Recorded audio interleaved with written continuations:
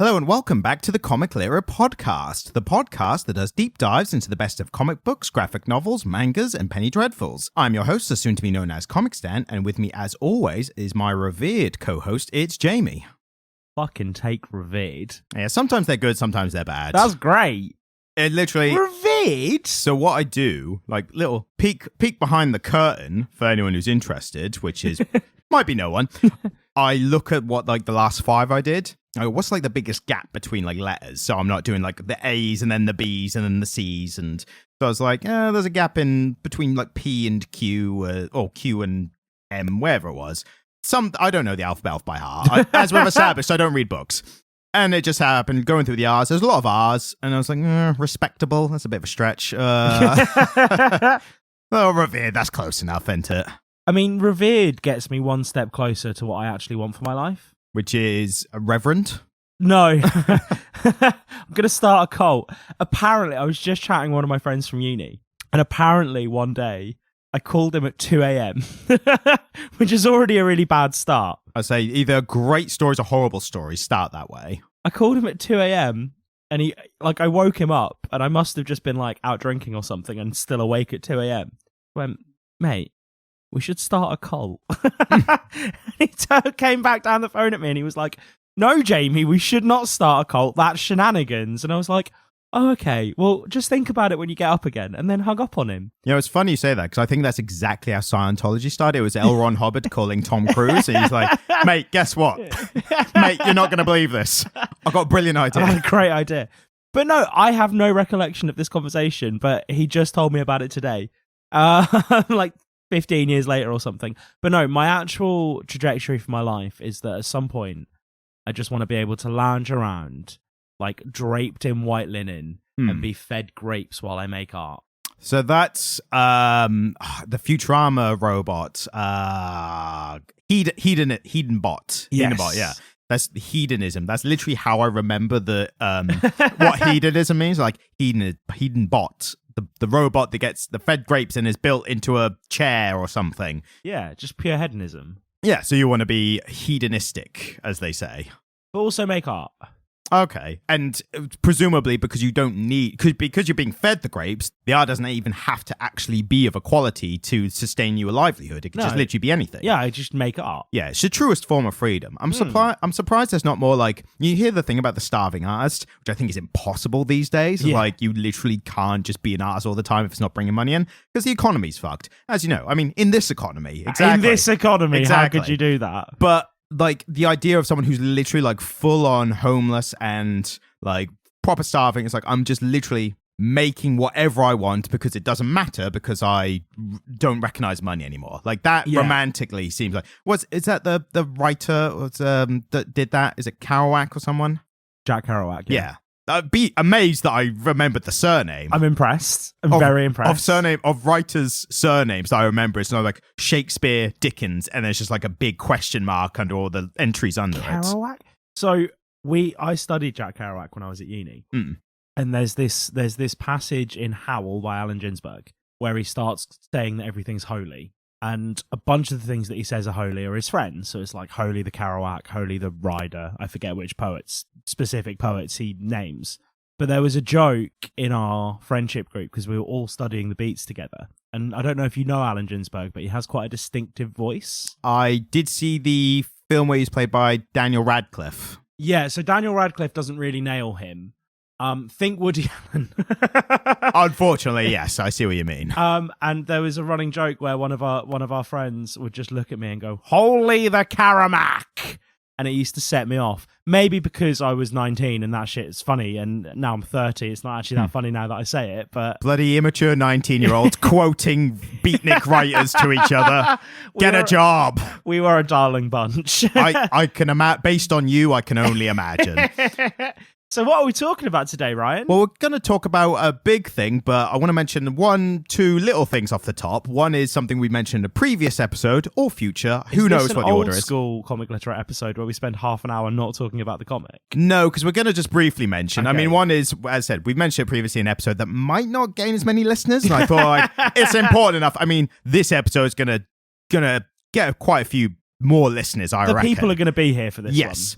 And that news is DC recently announced at Comic-Con, which we did previously mention the Comic-Con Awards, but this news for some reason came out after. Yeah. Basically, they're making some animated movies. DC animated movies are great on the most part, very worth watching. But what are they making, right? So they're making an adaptation of Crisis of Infinite Earths, which honestly took them long enough. Like But what else are they making, Ryan? They're also making an adaptation of a well-revered comic book, which is Watchmen by Alan Moore. He's going to be thrilled. I cannot wait for someone to lie down on the wire and take the bullet and ask him, "Hey, Alan, what do you think of this adaptation of Watchmen they're making?"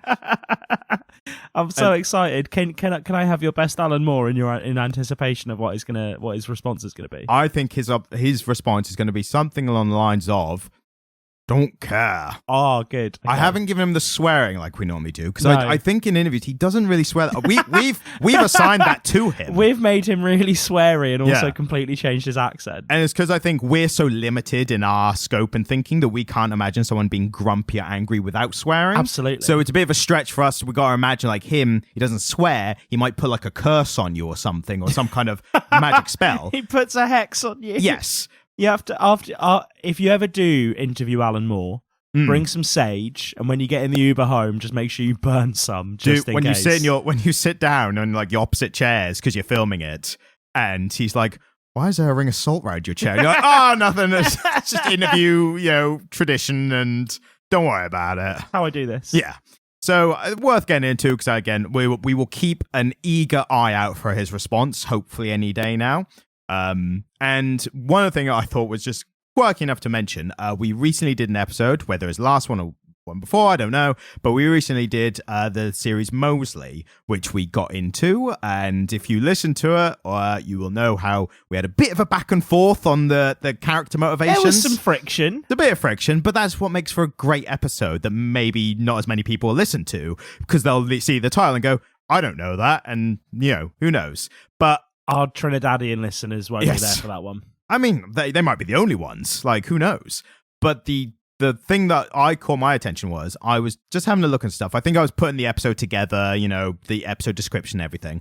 And I saw the writer. I can't remember the writer's name. And I'm not going to call him out because that's unkind. Yeah, we didn't have the best. I didn't have the best reaction to his work.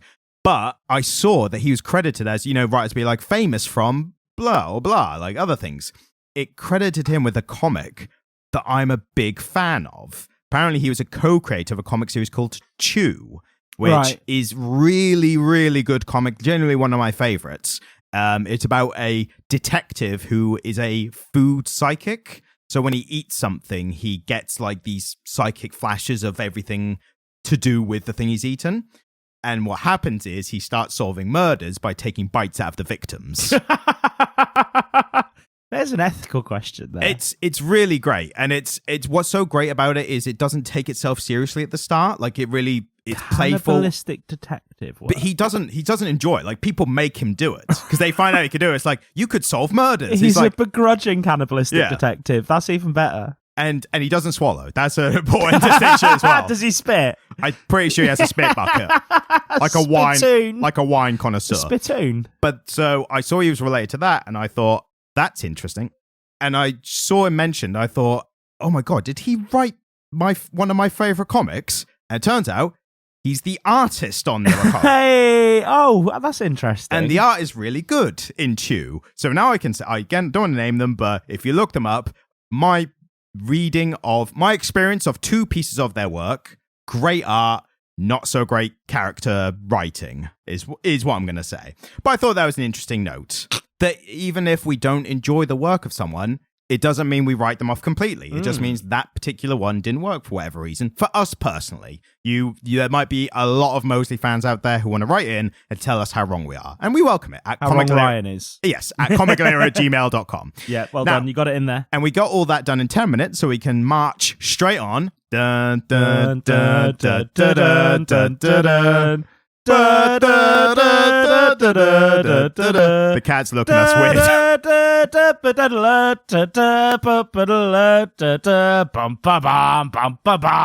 The cat is literally like, what are you doing? Yeah, that's her standard expression, mate. So we are doing another Star Wars tie-in comic. It's the Star Wars! And specifically, in celebration of, it's a better way to phrase it, of the Ahsoka series coming out, we are doing Ahsoka's first comic appearance, which was in Star Wars, the Clone Wars comic, 2008, which was a tie-in to the Star Wars, Clone Wars TV show. Fantastic TV show. Talking about Star Wars these days is fatiguing, isn't it? There's a lot to go over.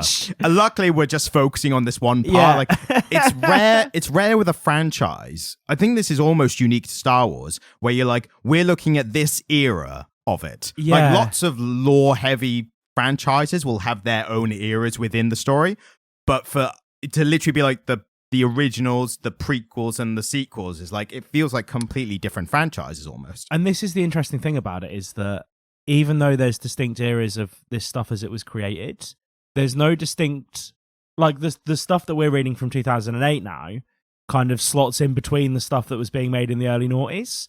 And so they're just kind of slotting stuff into the internal timeline over such a long period of time that you're like, right, this was made in 2008, but that doesn't tell me really anything about where it goes in the story. No. Like, you have to just sit and spend a bit of time working out, right, which films are we in between or running concurrently with in this thing? Yeah.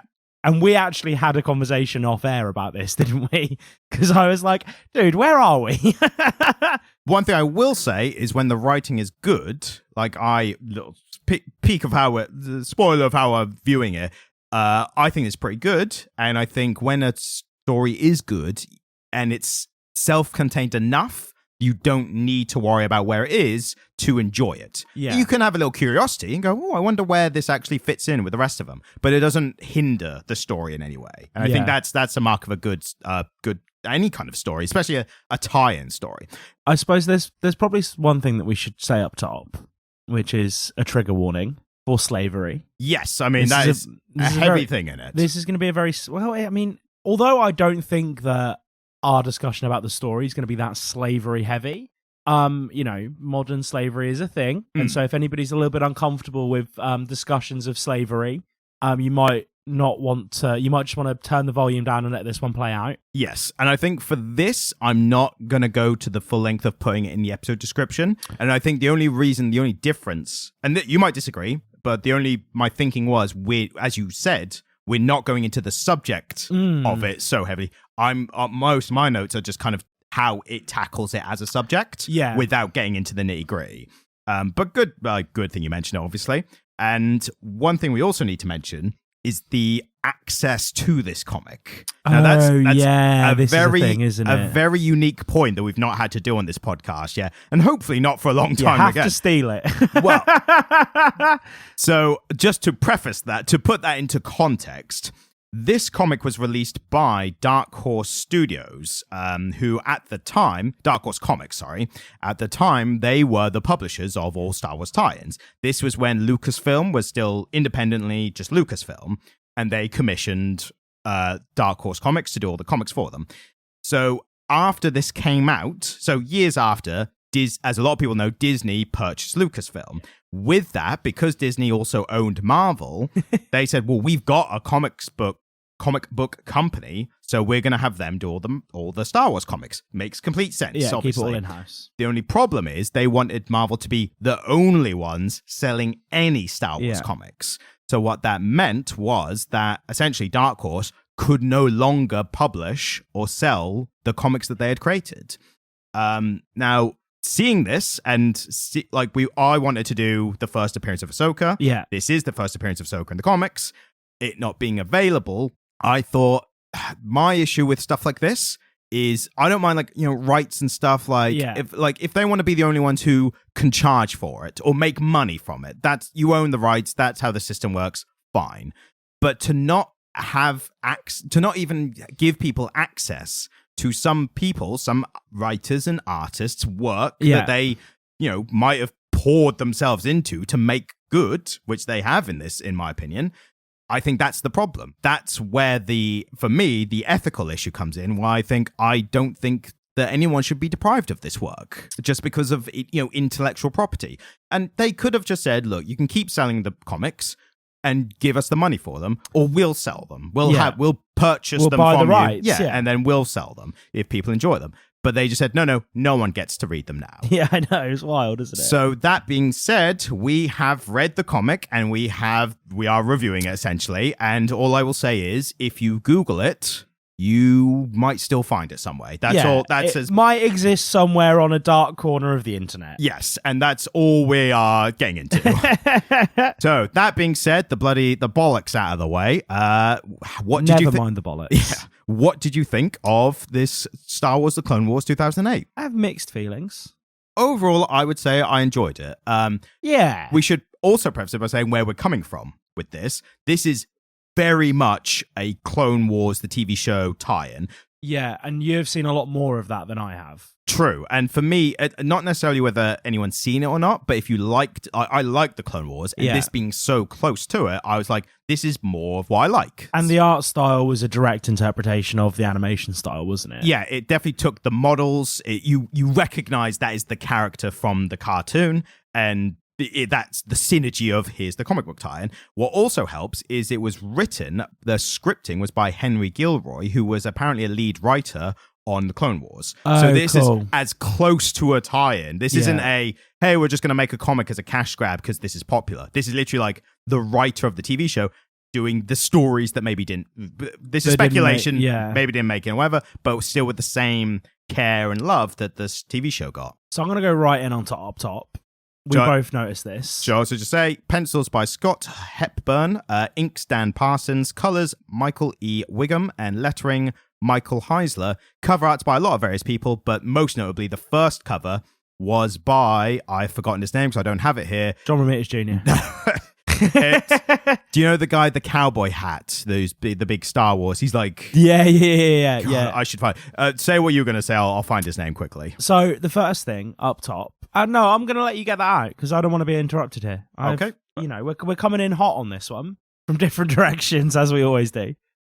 Typing, it's Ryan Google stuff time. I literally put Star Wars cowboy hat guy, and it brought up one of the villains that wears a cowboy. I was like, not him, the real one. But anyway, it's Dave Filoni. Dave Filoni is like, he was like the showrunner and is now one of the big creative heads of Star Wars going forward because he made some of the best characters, including Ahsoka. So, coming in hot, there is some jank in that artwork, baby. There is a little bit, and we briefly mentioned this before recording. I agreed with you immediately. Yeah. My verdict was just, it wasn't enough. The story was good enough that it was a little bit of janky art, and it didn't distract me.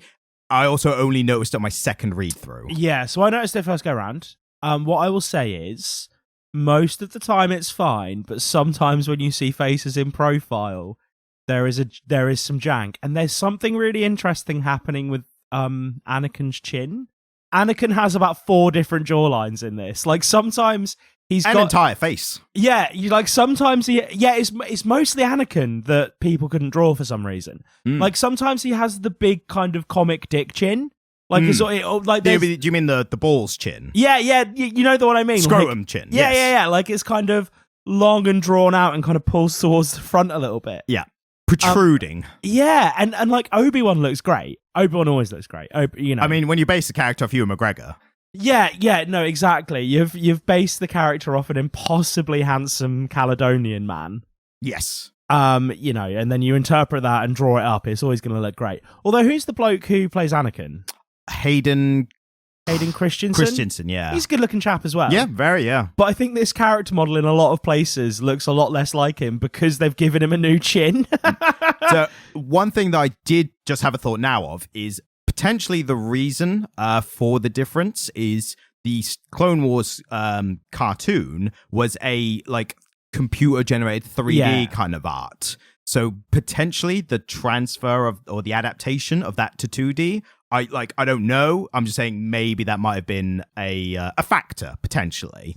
Yeah, but sometimes it's on, and that's what I was about to say. Sometimes they get it right, but maybe it's angles. Like you only see certain angles you can only make certain angles with that type of 3D imaging, whereas on the 2D, there's a certain angle you go, ooh, that's a bit difficult. Actually, I don't know. I'm trying to give artists benefit of the doubt because I enjoyed the comic. Yeah, and we're not getting into the Amazing Spider-Man territory where I found it like so egregious that I'm going to shout about it for 45 minutes. It was normally, I think you'll agree, it was normally when a character was in the background. Yes. So they weren't like actively doing something. And it may be probably how I missed it on my first run, because I was just obviously going to whoever was speaking. And it was only on the second run I was kind of skimming a little more.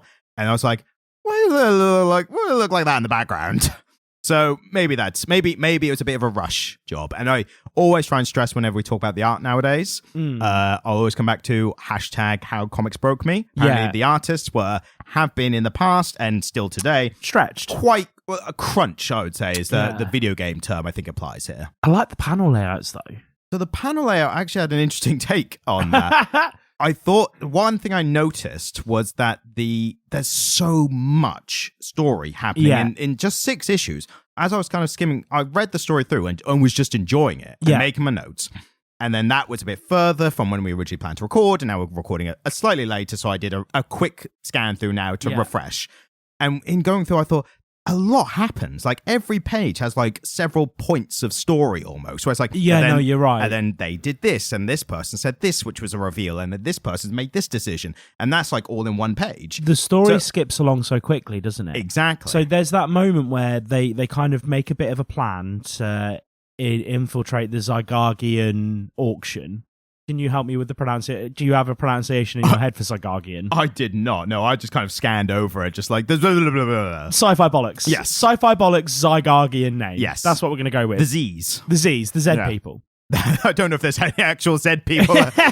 we might not be aware, so sorry if there are. Yeah, sorry if we just get cancelled, baby. Yes. So they make this really careful plan to infiltrate their like base.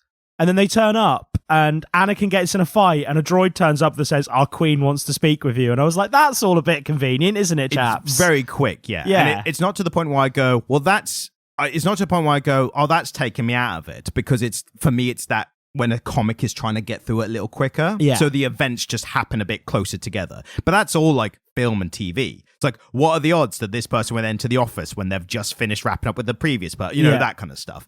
But the reason I related that to page layout was because when I then looked at the layout, I thought they are fitting a lot in. And I think for me, when I'm just reading the story, as I get sucked in the story. If it's good, I don't notice as much. Second read through, I found the layouts were very, very economical in how much they're fitting in. One of the things I liked was there was quite a few moments where there was a top third across the page, and then 2 kind of vertical bars that went down, and then a bottom third. So that was kind of the least busy page out, because I know somewhere it was like 2 at the top and then like 3 in the middle, or even a 4th, and then like 3 at the bottom or 2 at the bottom. So basically when I looked at it again, when I actually considered page layout, I thought that's a lot in there, and it's not aesthetically as pleasing as some other page layouts, which are a bit more like, bit easier on the eyes to look at. But it wasn't through nothing. They were trying to fit in a lot. They were cramming in a lot. And in fairness, credit to whoever did a lot of the background art that they slotted those sometimes janky character models into. Even because the backgrounds were often in these really inconsistent panel shapes, weren't they? And the backgrounds looked great throughout. Yeah. I actually found this is, and I don't often have that relationship with comic book art, but sometimes I was looking at those backgrounds being like, oh, that's really good. Like, that's really pretty. And also encapsulating an existing look of a franchise. This is Star Wars. You recognize as soon as if you know Star Wars, you recognize as soon as you see it. But specifically with the page layout as well, because they're fitting so much in, I think the alternative that I just thought of, it's better they didn't do characters with just speech bubble, like, like back and forth one or the other, because they would have had to do that a lot to get in all the back and forth. Whereas instead they separated them into separate squares and blocks, I guess. Yeah. And then that reads a lot better than if it was just a back and forth dialogue. Yeah, I think so. Yeah, no, I'm inclined to agree with you, but it does. This is the thing with it. The story skips along at quite a pace, doesn't it? And speaking of the story, can you give us a quick blurb on what the story is about? Oh, God. Yeah, I can, yeah. So they're having a bit of a battle, some of Count Dooku's dudes. And then they turn up to Ashoka's home planet to find that there's no cunt there. So Yoda tells them that they have to go look for them. And they work out that they've been enslaved by the Zygargians. Yep. I'd say pretty much it. Anakin wants to go in all what's his name? Guns blazing. Yeah, but what's his name? Akimbo? No, the chap from Always Sunny. Oh, Frank Reynolds. So I went in blasting. So I started blasting. Yeah, this is it.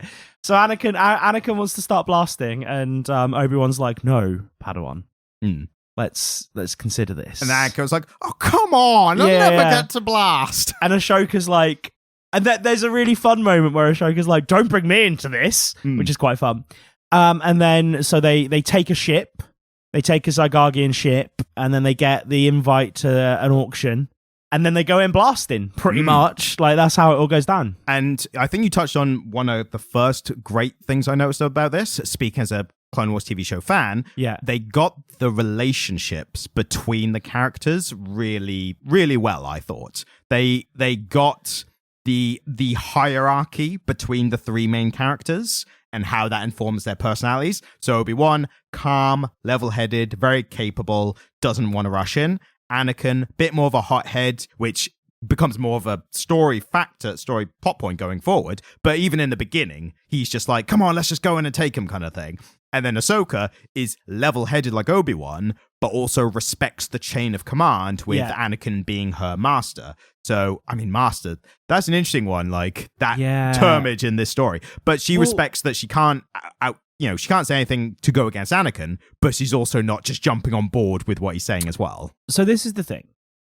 In the original trill, we don't really see that much of the hierarchical structure of Jedi life because there are so few Jedi left. We see it, but not to the same degree that we do in the prequels. It's more of a mythical thing that happened before. It's really heavily codified in the prequels. Yeah. And one of the things that I feel like we don't really see much of in the prequels is somebody who still has a master taking on a Padawan. Like, by the time that Anakin is really Obi-Wan's Padawan, what's his name? Qui-Gon is already dead. Yes. And here we have like this hothead who still needs a lot of input from his master, having his own Padawan. And I read Anakin in this, and from what I saw of Anakin in the Clone Wars, I look at it and go, do you not realise?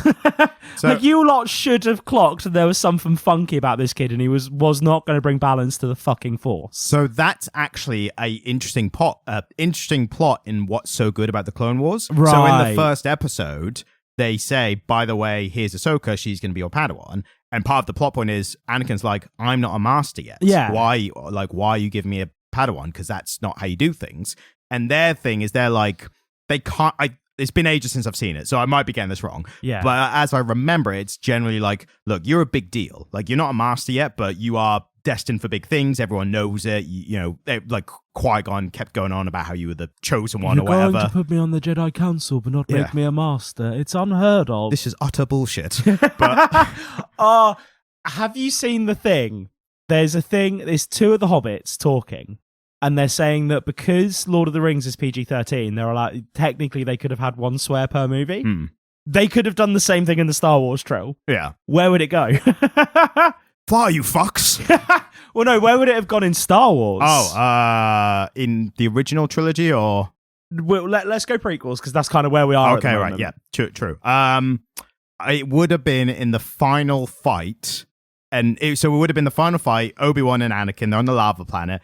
Obi's just got the high ground and he's cut off all his limbs, and then Anakin's like, I hate you, whatever. And then he takes the lightsaber's like, right, I'm gonna fuck off now then. I think at that point Anakin would have been like, you can't, or something like that. You fucking underestimate my power. It's over, Anakin. I have the high ground, you fuck. Even better, you know when Anakin admits to killing the young ones? The younglings, yes. The younglings, it could be, I killed them all. And when they look at who, he's like, the fucking younglings. There's a lot of good options. Well, this is the thing. I mean, the guy that I forget their names, but it was Merry. It was the bloke who played Merry and the bloke who played Pippin. Yeah. Really great actors, really funny blokes as well. Yeah.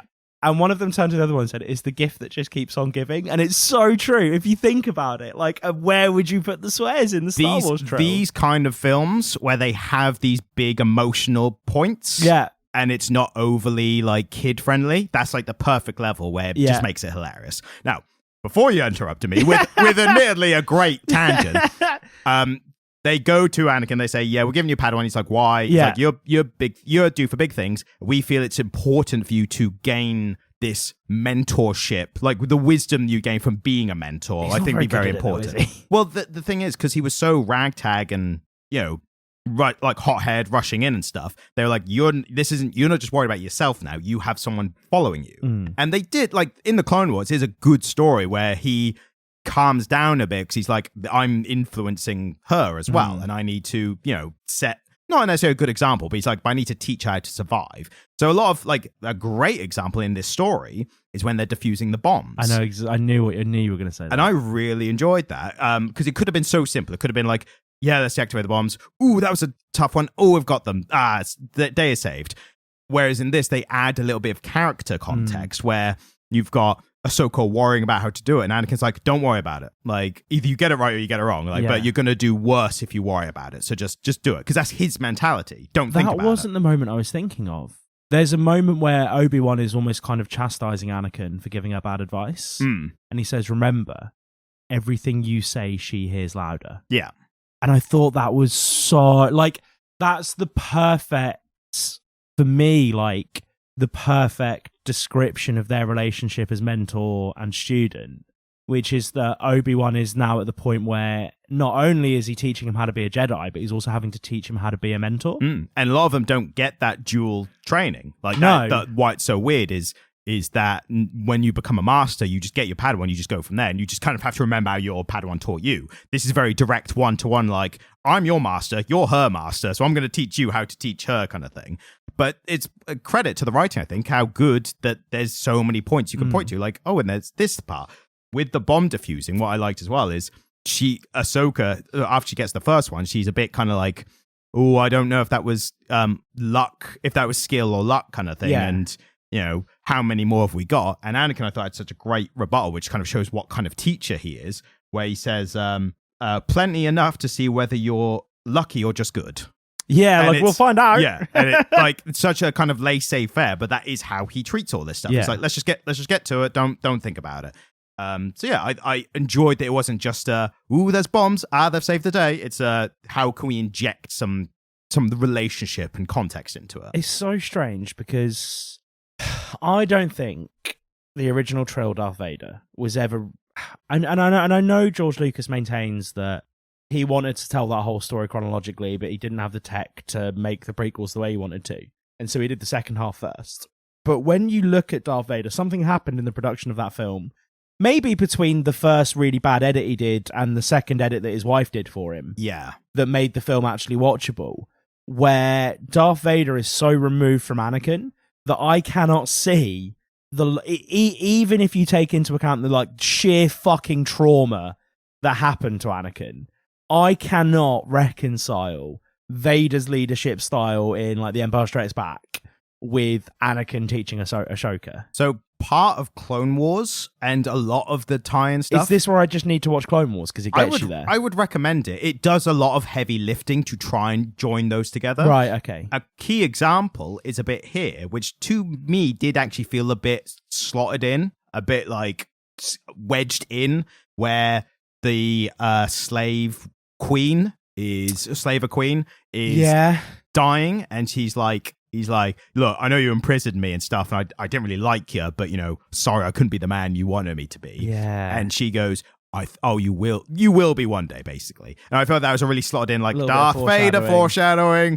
But Clone Wars does a lot of heavy lifting in getting to that point. The thing that I can really see from here is how this Obi-Wan got to the Disney series Obi-Wan. Yeah. How this Obi-Wan became the jaded, downtrodden Obi-Wan that we see there. And then also the incredibly wise Obi-Wan from the original Trill. Yeah. Like, this, for me, like, is such a beautiful bridge between... And I know this is happening concurrently with the second film? Between the second and third films. Yeah, but this is just like a really great depiction of Obi-Wan kind of humoring Anakin and just kind of, containing him and just kind of trying to get him from A to B. And I almost feel like, actually, if Anakin hadn't had such an accommodating master, somebody would have lopped his head off a lot earlier, and there would be no Vader anyway. Or lopped Anakin's head off. Yeah, somebody would have lopped Anakin's head off at some point. I mean, there is a what if somewhere, which is really interesting. It's if Qui-Gon had lived. So Star Wars did their own what if series, and it was one of them was if Qui-Gon had lived and been Anakin's mentor. And unfortunately, I can't remember what happens in it. I just remember thinking it was good. So to anyone who's interested, seek that out if you can. Yeah, I am interested. That would be great. But that's, again, one of the big appeals of this franchise is there's so many little parts to inject more story in where it doesn't break the universe. I think we've already talked about this on the podcast, but you know the novelizations that they did in the 70s and the 80s? Yeah. I read some of those as a teenager and really liked them. I love that they've kind of made them not canon but injected them as myths. Yes. And so this world... Legends. Yeah, and so this world not only has this huge sprawling canonical story that goes over just a bunch of different fucking platforms, it also has its own myths and legends that are fully fledged out stories. I think that's dope. I think that's so interesting. Yeah, and again, it just speaks to how vast and how long this has been going on for and stuff. Well, this is it, isn't it? And this is why Clone Wars, I think it's not only is the quality of the writing so good, but it just slots in this area where they're able to fit so much in. And it was literally over wars, like they are the Clone Wars, and so much happens in wars. And I suppose Star Wars is endeared for so long and has been so consistently popular for so long that we've had time for the quality of the writing to ebb and flow. Oh, yes. So there's good shit and there's bad shit, and it's just all there in front of you, isn't it? And we're especially at a point now, and we definitely mentioned this on the last Star Wars episode, but we're at a point now where there's so many different types of Star Wars. Yeah. You can watch, if you want your very Jedi heavy, there's the main stuff. If you want a bit more political, like, drama, not political drama, but like a bit more dark politics, war kind of themes. Then you've got like Andor and Rogue One and stuff, which are my favorites. The prequels, they're a bit all over the place tonally, but they're their own thing, and some people prefer that type as well. Well, this is the thing. I remember when I was at uni, it was really trendy. It was a really trendy opinion among like the lit students and the film students I was hanging about with and drinking with to just hate the prequels. Yeah. Whereas now I talk to like the kids that I work with, these like Gen Zers, and they're like, yeah, the new Star Wars movies are so much better than the old ones. I don't get it. And like, I feel like we were just old enough that our dads had shown us the prequels as kids, the sequel, like the original trill as kids. And so when the prequels came out, we kind of shared their disappointment. Whereas this new generation is looking at it just as a corpus, and they're going, prequels are pretty good, mate. See, for me, I think, as a kid seeing the prequels for the first time, I was just like, yeah, these are great, because I was a kid. And so then and I heard about the hate, and I remember being surprised. Like, wow, why is that bad? Like, people were kicking off about Jar Jar Binks. I was like, I get that. He is annoying. But, like, the criticism of the story, I was a bit like, that's a bit much. And then being older and going back to them, I was like, oh, I see the issues now. I still have a bit of nostalgia for them, but I definitely see a lot of the issues as well. But I will say, Clone Wars and pretty much anything done by Dave Filoni, he is like the redeemer of the prequels. Like he takes that setting and that story and everything he's added to it. Not only is it great in itself, but it informs and makes the original the prequels better as well. And that's why, again, I resonated so much with this comic. I enjoyed one thing that's similar to this is the Clone Wars TV show are these isolated stories. So I mentioned this to you earlier, that sometimes we talk off air when we can't avoid it. Yeah, when we have to. But the Clone Wars, as a description of the entire series, like the entire show, it starts off almost as like an anthology. Yeah. So it's a different story every couple of episodes, and it'll normally span across like at least 2 or 3 episodes per story. But you'll jump from character to character, almost like Game of Thrones kind of style. So you do the Jedis and some of the Stormtroopers, and sometimes the Council and other Jedis and the main ones, and so on. And then as the series goes on, it becomes more and more focused. So there's less different stories, but there's more coherent, because it leads up to episode 3 and all the shit that happens there. So it focuses and narrows And then the last couple series of Clone Wars are some of the best Star Wars I've ever seen in my life. Don't you see the execution of Order 66 happen? Yes, from another angle. And that's the last... And there's like a guy who has to kill his friend and stuff, isn't there? So what it is, spoilers for Clone Wars, you can still hear this and still enjoy it. It's on Disney Plus, isn't it? Yes, yeah. 100%. The last season, the last few episodes of the last season of Clone Wars are Ahsoka on a ship exclusively with stormtroopers when Order 66 goes off. That's savage. Oh, no, not exclusive. It's her, all the stormtroopers, and ones that you get to know over the entire show. So, like, characters you know and love who suddenly need to kill Ahsoka. There's also Darth Maul, and he is one of the best characters in the Clone Wars. Like, does he actually speak? Because he doesn't really speak in the prequels, He is an entire character, yeah. He's a whole-ass character. Whole character. Does he still have the dumb double-ended lightsaber? I can't remember. I don't think he does not. But the double lightsaber was cool. I thought it was cool. The double lightsaber was there solely so he could fight Obi-Wan and Qui-Gon Jinn. It was also there as, like, you know, the trailer first came out. It was the first variation of a lightsaber. Yeah, it was. So it was that you watching the trailer, one half comes out, everyone goes, ooh, and then the other half comes out, yeah! Oh yeah! It's that meme when the bar goes mental and the green screen is like second lightsaber. My God. But yeah, so yeah, that like very great show. I cannot recommend enough. But what I noticed in this similarly was that this is a isolated story. So I should clarify, this entire run was only 9 issues. We're just doing the first 6. Yeah. I think it might not. I'm lazy. It might have been 12. But also, because the 6 is an isolated story in itself. It's a 6-issue story, and then there's just a couple of stories after that. Yeah. But this is the biggest run. And this encapsulates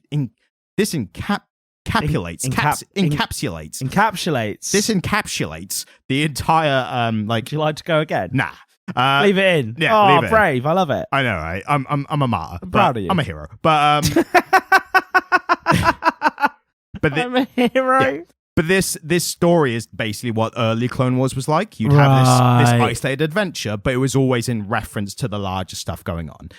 But this story especially being about slave traders in Star Wars, I was surprised by how deep into the subject. And like we said earlier, we're not going to get really into slavery, but I'm just going to point out that I like the connection they do between Anakin's past as a previously owned child of slave labor and his reaction to it now and trying to keep his cool in the face of people he despises, with good reason.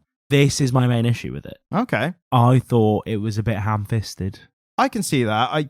I can see where you're coming from with that. I think the only reason I didn't share that is because I find this was like the level of Star Wars type of storytelling that I expect. Yeah, no. So it's very Star Warsy and it's very Anakin.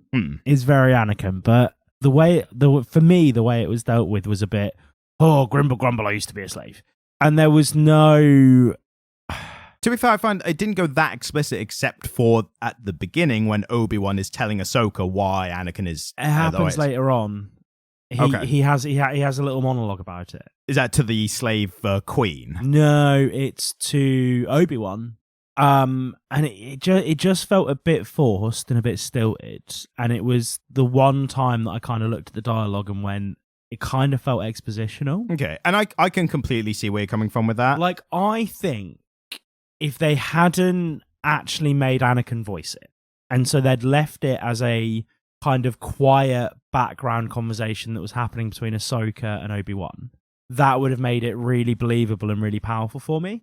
It's the fact that Anakin then, after they've done all the work to set that up, and they've given these great little asides between Ahsoka and Obi-Wan, where Obi-Wan kind of explains it to her, and she kind of acknowledges where Anakin's behaviors are being influenced, and then actually does a lot of work to kind of help accommodate his feelings.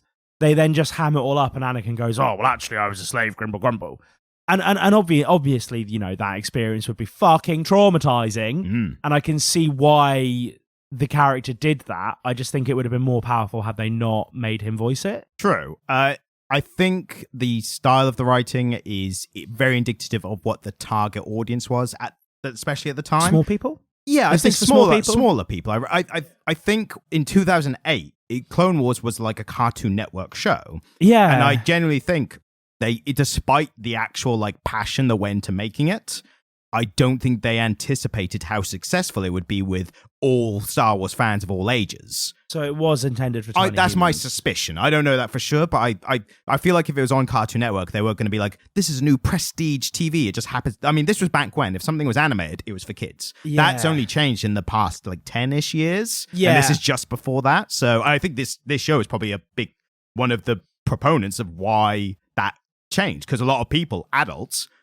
Star Wars fans, were going, hey, have you seen this Clone Wars TV show? It's really good. The and people newest going, Star Wars, yeah. And people were going, oh, it's animated, it's for kids. And they were like, no, yeah, but just, it's really good. Like, get into it. And I suspect that was a aspect of how it was written. Yeah. But I don't think that doesn't invalidate your criticism at all. I think that it just gives it not an excuse, but just an explanation for why it is. Yeah. No, yeah, that does make sense to me.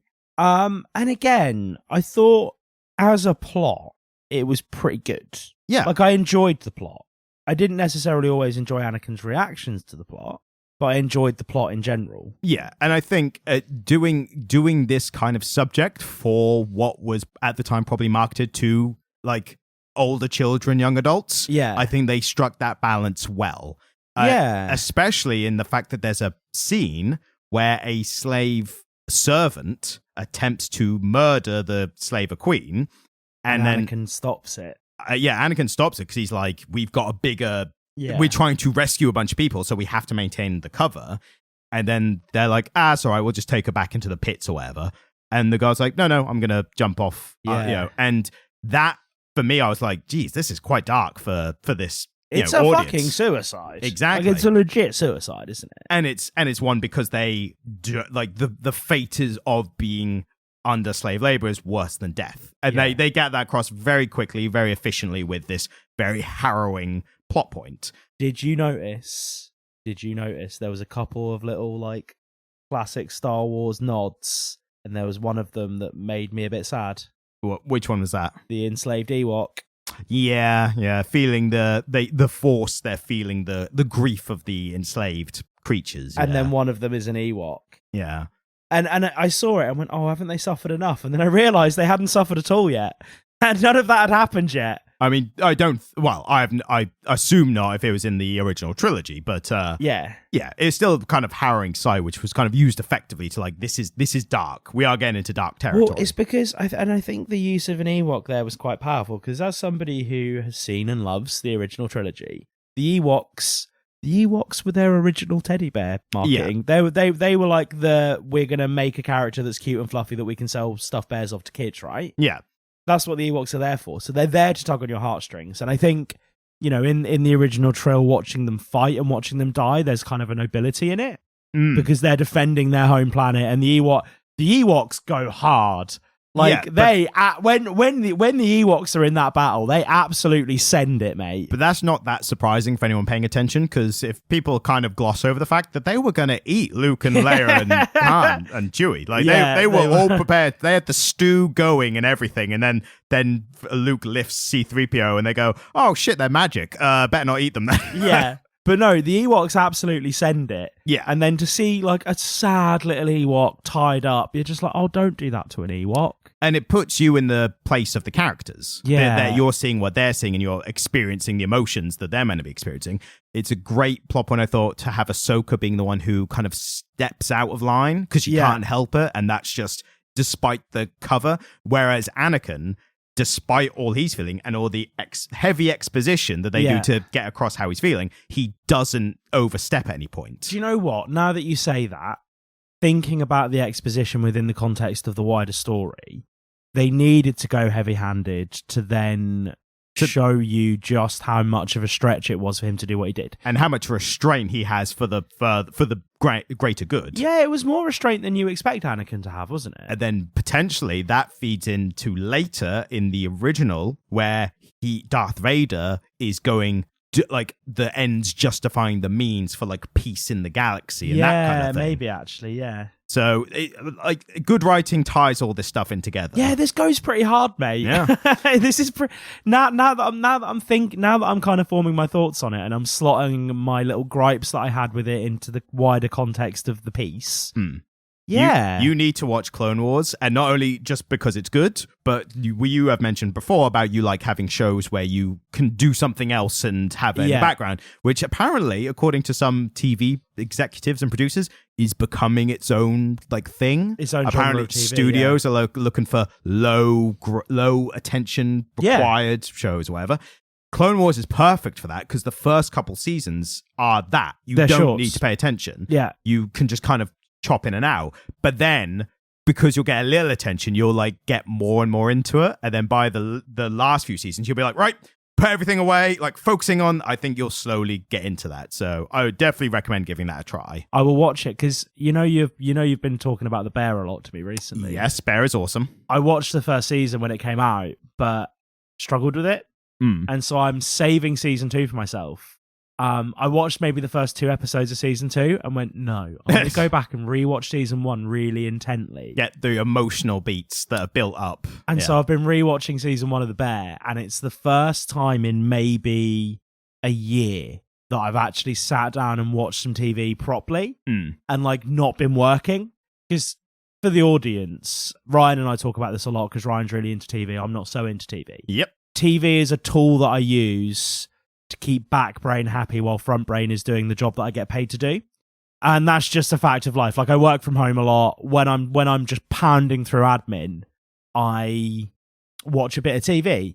And so I'll have like Rick and Morty or something kind of low impact on in the background while I work. But yeah, I definitely like the idea that the Clone Wars could be something that I transition. Yeah, it's like getting into a hot bath slowly. It'll be like that, and by the time you're in it, you are in the show, like basically. I find for me personally, and this will be a great tangent to put in the episode description. For me, the half watching, half not is YouTube videos because that's that level. If it's just someone speaking and you don't need to look at the visuals enough, like that's kind of that. And incidentally, I'm currently working on a video that's going to be out probably a few weeks before this episode, so I'm not promoting the video or anything, but it's a clip from the show with it's not short, it's a bit more of a slightly longer length a proper video on YouTube. And part of it's about the Teenage Mutant Ninja Turtles, and part of it involved me finding people failing with the weapons, because that's what it's about. And was that just a nice YouTube rabbit hole? So that was fun.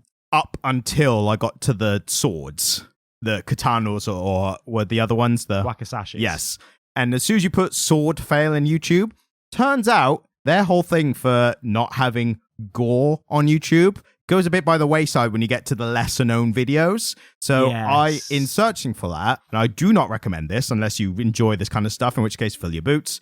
I saw someone trying to slice a watermelon in half with a small sword and lost a finger. Oh, yeah, baby. And for some reason, so I didn't even click on the video. It played in the thumbnail. Did it auto-play? So it all played in the thumbnail, and I was just like, where is this going? Just sheer brutality. As soon as I saw the red, I thought, well, that watermelon's a bit... Oh, no. Oh, God. Oh, no. I think because it played that, it almost immediately gave me a recommendation. And this was someone who somehow got their hand caught in a water saw. Oh, no. Yeah, that was pretty bad as well. Those things, you can absolutely send it with one of those, can't you? So that's all I'm going to leave it as, but that was part of my afternoon today, and I'm just recovering somewhat for it. For the audience, I've seen half of the first cut of this YouTube video, and it's really A+ good. Yep. So if it is already out, once you're done, go find it. Comic Literate podcast on YouTube. Comic Literate on YouTube. And if you'd also like to just re-listen to a few old episodes there, just to just for the algorithm, that'd be great. Yeah, always helps. Yeah. Like and subscribe and all that. So how do we feel about Ahsoka? Because I feel like that's why we're here today.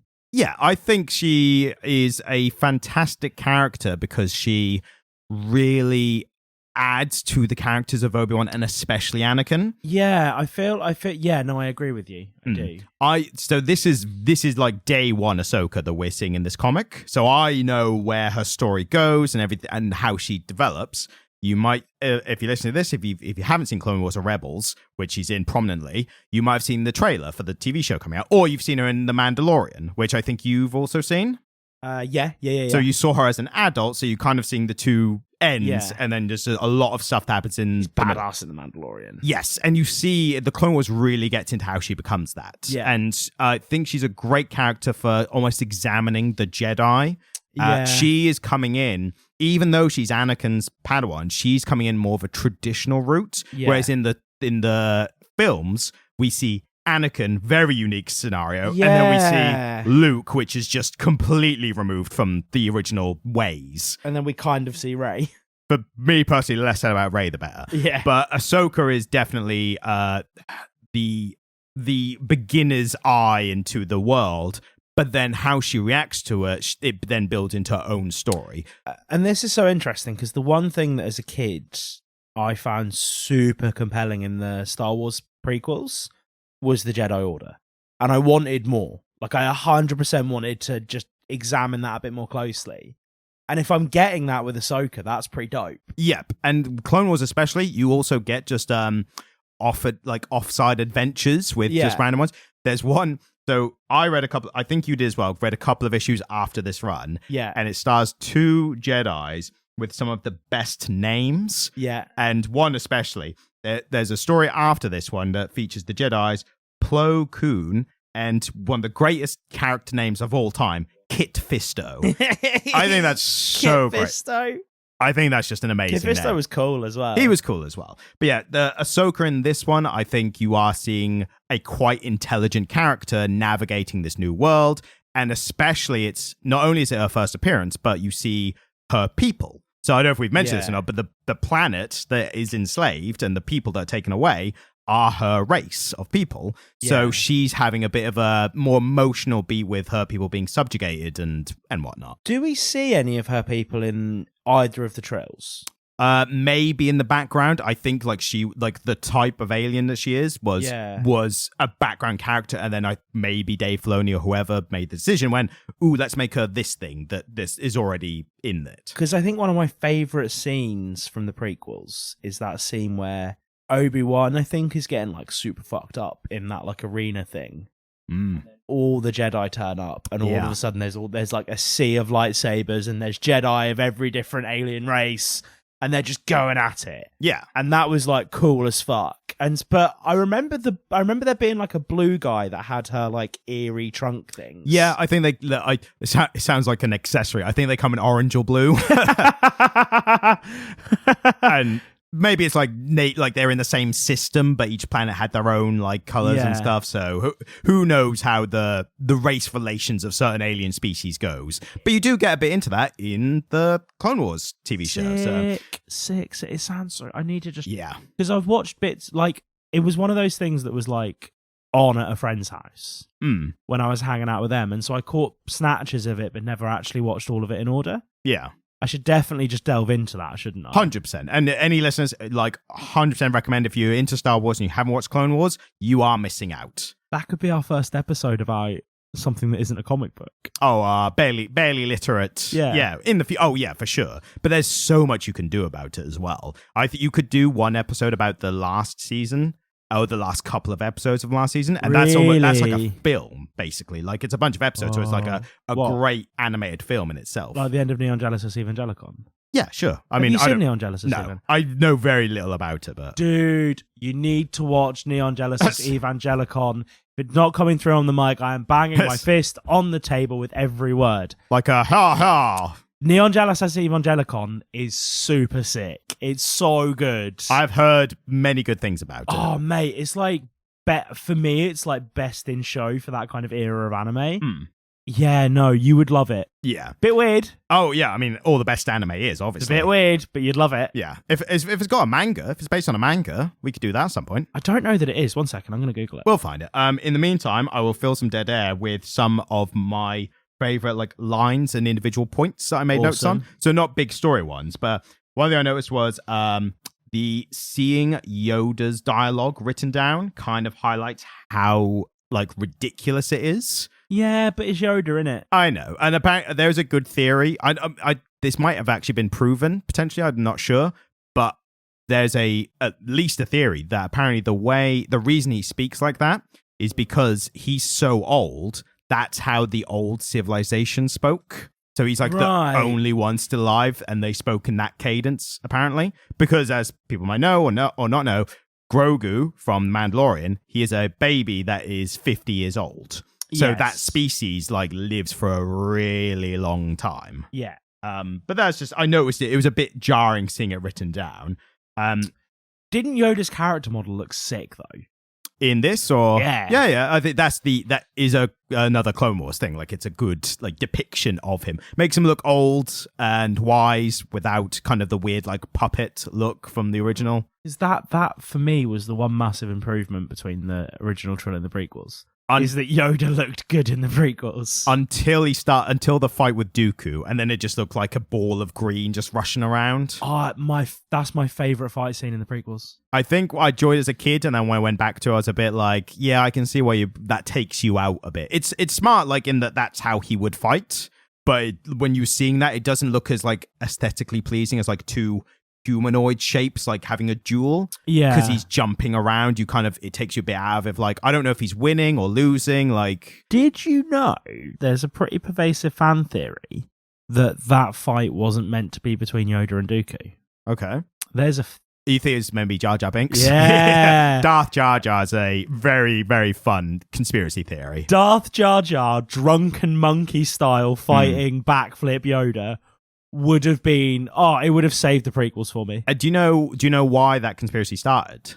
No. So the thinking was, it was in relation, people were viewing Jar Jar in the same way that Yoda was introduced. So Yoda was introduced as a bumbling, kind of hick, like swamp character when he starts training Luke. Before he starts training. So before Luke even knows that he is the Jedi. When he's giggling and running around in the swamp. He thinks he's just an annoying character. And then it's revealed like, oh no, he's a wise Jedi Master, but he's gone a bit loopy from being in the swamp by himself for decades. Yeah. So the thinking was that Jar Jar was brought in the same way, but the opposite reveal that he's a Sith Master. But it was like, yeah, he's this way. He's a bumbling idiot because he's hiding his true, intentions. Because the rest of them, like the rest of what are they're called? Gungans. Gungans. Yeah. You see the rest of the Gungans in battle, and they're pretty switched on and pretty ordered, and they, you know what I mean? They're not all like Jar Jar. Yeah, exactly. And that's why I think the theory came about. Can you remember that comic that you worked the circuit with in Norwich back in the day?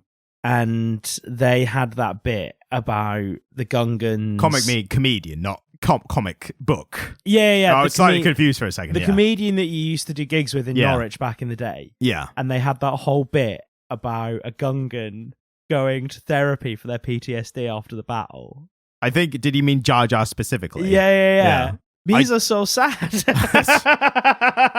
These are so terrible things in the war. Now that you're saying it, I'm now having PTSD flashbacks to it. So do you remember the bit? I vaguely, yeah. You are reminding me by doing it. That was a great joke. I've forgotten it, so I don't know how well I appreciate it in the moment. I mean, in fairness, I think there's one comedian from that whole thing that sticks out in both of our minds, isn't there?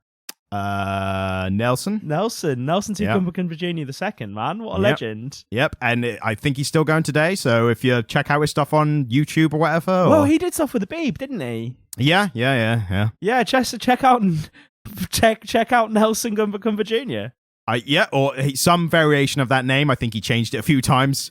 Was he always using a different name? I think since I was gigging with him, I think he was experimenting with different stage names. Right, that makes sense. Yeah. Some other small notes that were just for fun. There was one line specifically where Kenobi sounded like Chandler from Friends, which was the... I know where you're going with this. Anakin, could you be more aggressive? Yeah. If you didn't say it, I was gonna. I was like, was that a reference or was that just happenstance? The scene where they fight the Kraken in space was pretty cool. That was really cool. Jedi's fighting big monsters is like its own little niche thing that I am always here for. Yeah.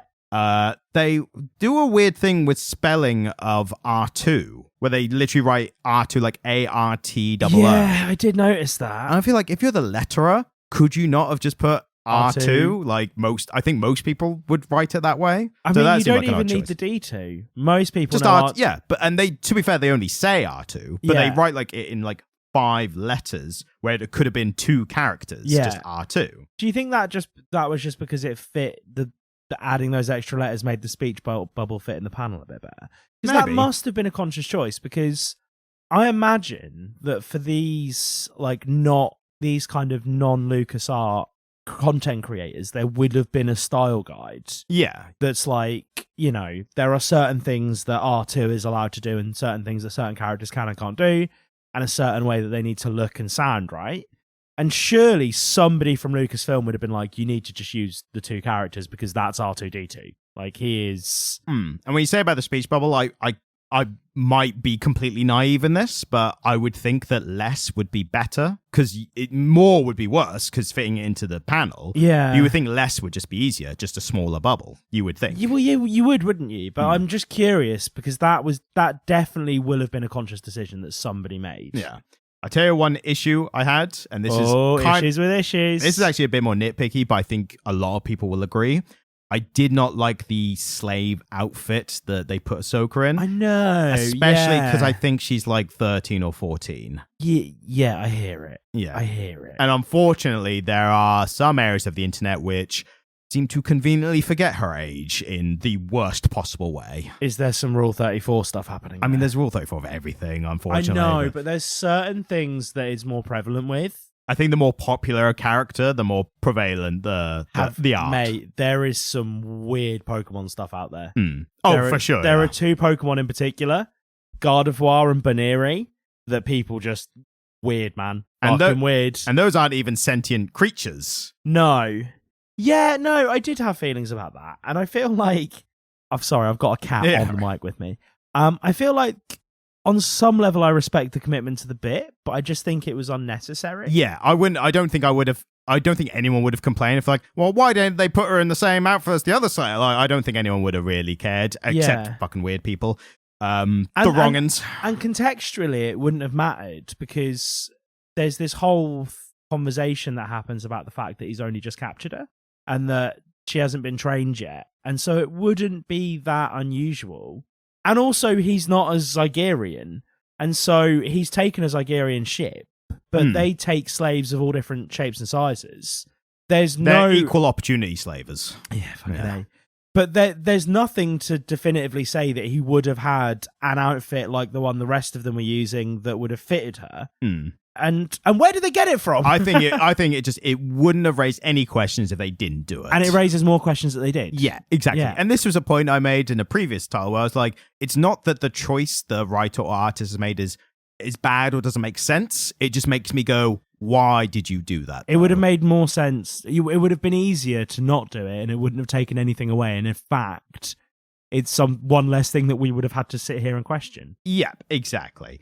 One thing I did really like about this is how much it goes into the separatists, and they obviously taken a pretty bad position of being pro-slavery, essentially.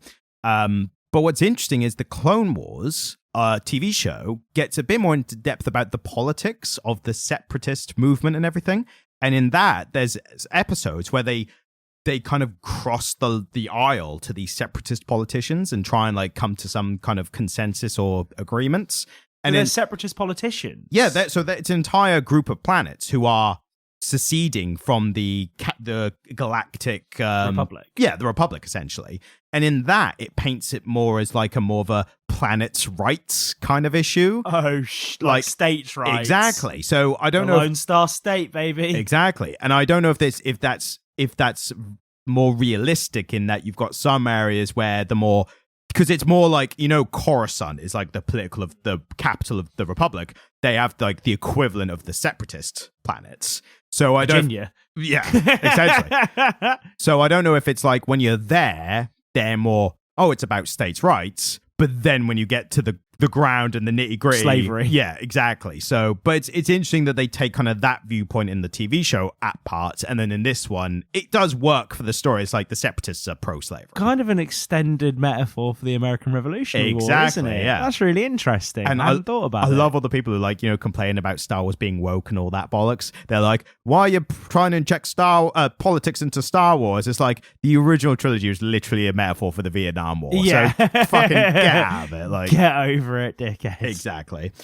We were saying before about like hints of Anakin and the Darth Vader thing. I think there's a lot of points in the Clone Wars, they do it here, where Anakin's go-to move is a Force choke. Yeah. And that's a very obvious, like, that's a pretty dark move you're doing there, mate. Like, you could have just pushed him away like Ahsoka does, but... Well, like Obi-Wan and Yoda did. Exactly. And he's the only one who's like, no, I'm going to choke him. Like, you don't have to. But he also uses Jedi mind tricks. Yeah, I love that. Dope. Because you don't really see that from Anakin, do you? No, it's unusual, yeah. The only Jedi that you really see do it consistently is Obi-Wan. Kind of Obi-Wan's thing, isn't it? Yeah. You see a lot more people in the Clone Wars, but in the films, absolutely. It's mainly just Obi-Wan. Qui-Gon can't really do it, can he? Which is Luke so funny. does it a bit in, I think, Empire, when he's like fully trained and he does it a bit more. But again, Luke's kind of singular in how potent he was as a Jedi with so little training. Because if Anakin was too old to be trained, then Luke was definitely too old. Luke was like a whole ass adult who fancied his sister, man. Yeah, unfortunately, yes. It gets into a lot of darker tones later on when it gets into like how they keep the Jedis in line. Yeah, because the Jedis are powerful enough that if anyone hasn't read it, they also get enslaved, and it becomes Anakin having to free them by working for the Queen in a way. Yeah. But they have to go to some lengths to explain why, like Obi-Wan especially, doesn't just bust out. Yeah. And unfortunately, it gets really dark because it becomes well, if you do, then other people are going to suffer, and without getting too into it. And do you know, like, that was a technique that was used due wayward royal children. You know the expression whipping boy? Vaguely, but... So back in there, you had a very wayward prince or duke or earl. You would get a peasant kid from the village and you would move them in with the royal, and anytime the royal misbehaved, you would beat the living shit out of their whipping boy. Yeah, that makes sense. And so they would eat at their table, they would be their friend, and then when they misbehaved, because you couldn't lay hands on a royal, and so when they misbehaved, you would beat the shit out of the other kid, and they're using that same tactic here. It's like, you're too powerful, really, for us to discipline you. But what we can do is rely on your better nature to take hold. And there's that moment where he tries to help one of what's Ahsoka's race called? Oh God, hang on. The Togruta or the Togruta. So there's that moment where Obi-Wan's trying to help one of the Togruta, and she goes, "Oh no, don't touch me, don't go near me." Yeah. And I kind of feel like Obi-Wan's kind of fatal flaw as a character, and maybe one of the reasons that he overlooked so much in Anakin, is that he wants to be liked. I think, well, he wants to help as many people. Yeah, he wants to help people. He wants to be liked, and you can see how, for somebody like that, turning the people that he's trying to save against him is a really powerful tool. Yeah, and yeah, I thought it was really clever because when same as you, when I saw Obi-Wan and Ahsoka get taken, I was like, they've got their lightsabers back at this point, and they have the Force. And yeah, they have the Force, and they both have lightsabers, and they're two highly skilled Jedi. Like, they're going to cut you down. You're going to lose a hand if you fuck with Obi-Wan. Yeah. And yeah, I think it was dark, but it was necessary for the story. So if you're going to do dark topics like that, that is like the best way when it kind of is contextually necessary to tell the story. And it was clever. Yes, exactly. It was a clever way to plausibly contain Obi-Wan until the end of the story when he got Machina, wasn't it? It was a plan. But I was going to say so there is a kind of like, oh, the backup is here just in time mentality, but I don't feel it was a Deus Ex Machina because they were also still dealing with the fact that there were hostages, essentially. So even though it was like we've got a bit of good luck because the people we were expecting are here on time, but it wasn't just everything's fine now. There was still obstacles to overcome that they had to figure out. Yeah, there was still story to be told, wasn't there? Yeah. Yeah, no, again, early on we talked about the fact that the plot moves along very quickly here, but it never really feels laboured. No, never rushed. Yeah, and that kind of backup arriving, I didn't roll my eyes at it. I wasn't like, ugh. Like, that makes perfect logical consistency. And also because you had Anakin and Ahsoka going from one planet to another to rescue Obi-Wan. So naturally, like, it cuts in the way where it's like they leave one planet, they go to the next. And you just have to assume, headcanon, there's something happening between that.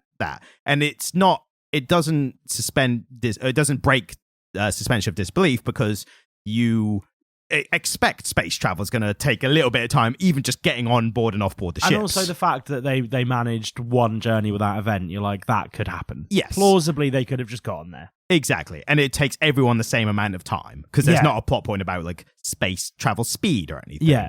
So this isn't the Flash. No, exactly. Gotta go fast. if only they had a cosmic treadmill. Like I don't think they thought of that.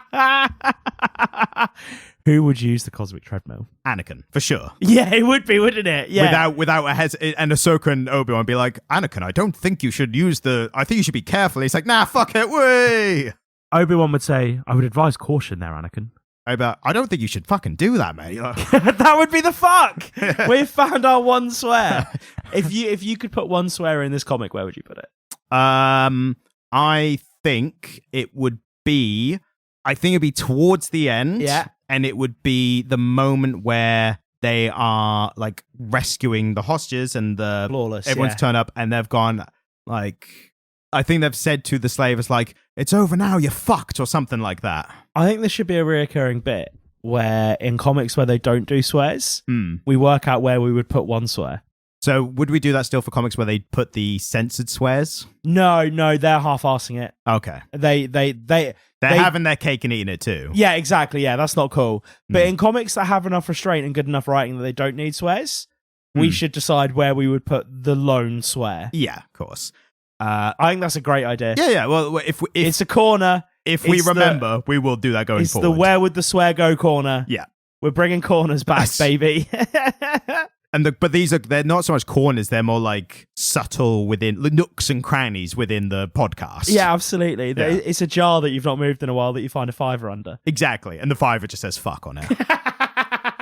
It's like a swear jar. If you were going to put the word fuck on a fiver, right, and you were going to put, I'm really torturing this idea now. Yep. And you were going to have a speech bubble for it, would you put it on the Queen or on Winston Churchill? The Queen would be funnier, for sure. Because Winston Churchill probably swore all the time anyway. It's a miracle none of his speeches have swears in them. Yeah, no, it is actually, yeah. Yeah, he was quite... So, last couple small points I wanted to make, assuming you don't have any other grander points to get into. No, I think I've said everything I want to and need to say on this one. So, my last little points, for one thing they do, which is a pet peeve of mine with comics, and it will be getting its own video at some point, comics that spoil something on the cover. Yeah. Issue 5 has Count Dooku and Ventress in it. And Dooku... We haven't talked about Ventress. I didn't know anything about Ventress, and I was like, where the fuck does Ventress fit into all this? So Ventress, I think the most interesting thing, if people don't know this about her, she is a female of the race of Darth Maul's race. And they look very different. Yeah, just a little bit. And also, if you go into another great aspect of the Clone Wars, they get into Darth Maul as a character. Yeah. But separately, they get into the females of the race of his race. So in an interesting, good kind of twist on the male-female stereotype of dynamics, the males are like brutes and like dumb brutes who kind of don't know, like, they're like fighters, essentially. They fight between each other. The females are not only smarter, but they're also like witches who do like magic and stuff. Sick. So they're like so different. They're one of those races, I think, where it's like the mating is just required to go, but the genders don't actually get along at all. Yeah. So yeah, she gets a lot of interesting backstory. She's mostly just like oh no, Ventress is here to try and ruin everything, and then they kind of win out in the end. But she's always interesting as like a bit of a pantomime, like, you Jedi, kind of character. But they really do get dastardly. Into it. Yeah, I mean, Dooku is Dick Dastardly. He is, isn't he? Yeah. And that wacky races. Yes. Yeah. And speaking of baddies, I always pop for any appearance of Grievous. I literally saw someone Grievous. Yeah, Grievous is great. Love Grievous. There was a Star Wars thing I saw that was like, somebody was like, I did admire General Grievous. Yeah, everyone admires General Grievous. He's the best. He's great. There was something I was going to say. Uh-oh. Yeah, I need that gif of Nathan Fillion from the TMNT. So thank you for listening. That's pretty much it. Close enough, yeah. It's just it was great. Would you recommend it? Highly. Me too. And not only this, but the Clone Wars TV show. If you haven't seen it, go out of your way. Start it as like a thing that you watch while doing something else. Keep going. And it will draw you in. And then by the last season, you will be glued to your screen. If you like Star Wars, I guarantee it. And then after that, do Rebels. That's set just before the original trilogy, with a lot of the similar characters. Does it have Han and Chewie in it? No. It's like Clone Wars. It's like its own separate thing. Introduces new Jedis and new other alien characters, but it's Ahsoka returns in it as well as some of the Stormtrooper characters. Very good. So where was Ahsoka during the original trial? You do see in Clone Wars. So she's introduced after episode 2. Yeah. So she's only there in the prequels while episode 3 is happening. Yeah. But you see why she's not there for some of it, and what else she's doing. The original trial. Is she dead in the original trailer? Is she alive? Is she doing stuff? Well, so it's not a spoiler because the Ahsoka TV show is coming out, and that takes place. So that's what she's up to. Yeah, because she's in the Mandalorian. The Mandalorian is post. It's post trilogy. Yeah, so she's there.